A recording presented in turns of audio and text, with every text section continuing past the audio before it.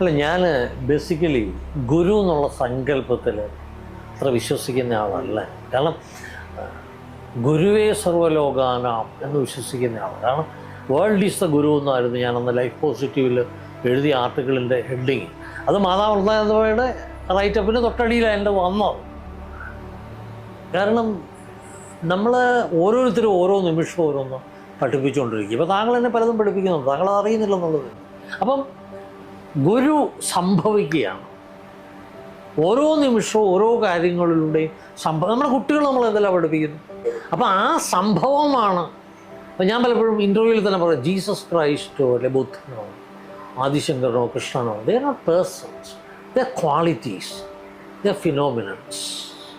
ഒരു വ്യക്തിയായിട്ട് ഗുരു ഒരു വ്യക്തിയല്ല, അതാണ് ഒരു സംഭവിക്കുകയാണെന്ന് പറയുന്നത്. നമുക്ക് ഓരോന്നിലേക്കും കണ്ണു തുറന്ന്, അതാണ് ഈ ഒരു ഗുരുവിൻ്റെ പുറകെ പോയി ഗുരു പറയുന്ന എല്ലാം ആവർത്തിക്കുമ്പോൾ വരുന്ന കുഴപ്പം അതാണ്.